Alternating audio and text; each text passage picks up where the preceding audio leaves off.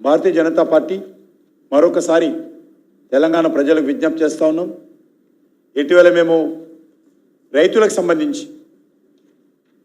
ఇచ్చినటువంటి హామీలు 100 రోజులు అమలు చేస్తామని చెప్పారు కాబట్టి చేయలేదు కాబట్టి మా పార్టీ మండల కేంద్రంలో రాష్ట్ర స్థాయిలో దీక్షా కార్యక్రమాలు చేపడితే అప్పుడు ఆయన ముఖ్యమంత్రి ఆగస్టు అని కొత్త డేట్ ఇచ్చాడు. అంటే కాంగ్రెస్ పార్టీకి 100 రోజులు అంటే ఎన్ని రోజులో చెప్పాలి. రేవంత్ రెడ్డికి నిజంగా దమ్ము ధైర్యం ఉంటే 100 రోజుల్లో చేస్తానన్నటువంటి హామీలు అమలు చేయి, లేకపోతే గద్దె దిగు. కానీ ఈ రకంగా తప్పుడు మాటలు మాట్లాడకు, అబద్ధాలు ప్రచారం చేయకు. చేతనైతే చెయ్యి, లేకపోతే తప్పైందని లెంపలేసుకో. అంతే తప్ప ఈరోజు ప్రమాణాలు పెడుతూ ఒట్లు పెట్టుకొని ప్రజలను మభ్యపెట్టడం, వేరే పార్టీ మీద తప్పుడు ఆరోపణలు చేయడం ఇక్కడే మేము చూస్తూ కూర్చోదలుచుకోలేదు.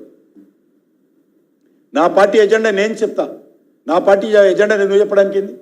నువ్వు చెప్పిన ఎజెండానే నువ్వు అమలు చేస్తలేవని అడుగుతున్నా. నేను నువ్వు ఇచ్చిన హామీలు అమలు చేయడం నేను అడుగుతా ఉంటే నా ఎజెండాలో లేని మాటలు, నీ మనసులో ఉన్నటువంటి మాటలు, నీ మెదడులో ఉన్నటువంటి మాటలు మా పేరు మీద నీ నోటి నుంచి బయటకు వస్తాయి. ఎట్లా వస్తాయి అవి?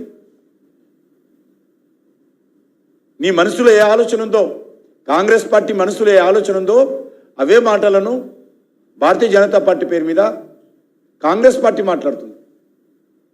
అది మీ మనసులో ఉన్నది. అది రిజర్వేషన్స్ రద్దు చేయాలని ఒక బీసీ ప్రధానమంత్రి అయితే సహించలేకపోతున్నారు.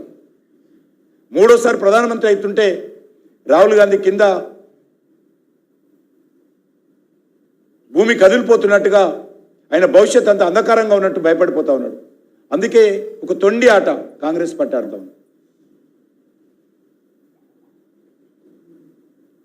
తాత్కాలికంగా మీకు ప్రచారం రావచ్చు,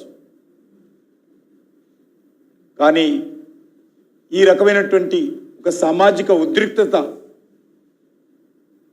తీసుకొచ్చే ప్రయత్నం చేయడము దేశానికి ఏమాత్రం మేలు జరగదు. నేను ఈ సందర్భంగా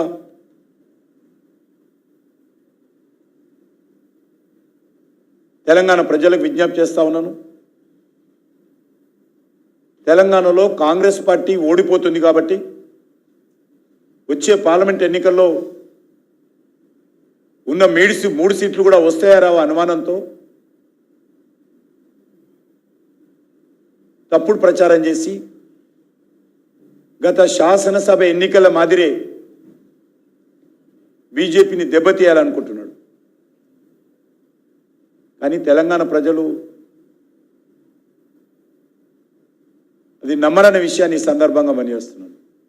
ఖచ్చితంగా మీరు ఏం ప్రచారం చేసినా డబుల్ డిజిట్ సీట్లలో బీజేపీ గెలవబోతోంది. ప్రతి రోజుకు అన్ని సీట్లలో కూడా మేము చాలా వెనుకబడి ఉన్నటువంటి సీట్లలో కూడా మా గ్రాఫ్ రోజుకు పెరుగుతూ ఉంది. కాంగ్రెస్ గ్రాఫ్ తగ్గుతూ ఉంది.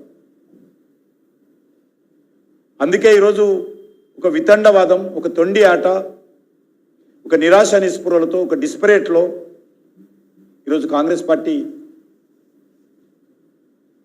ఈ ఆట మొదలుపెట్టింది.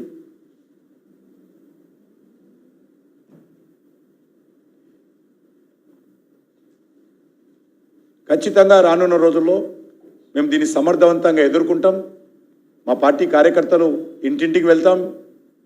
నరేంద్ర మోడీ గారి నాయకత్వంలో కేంద్ర ప్రభుత్వం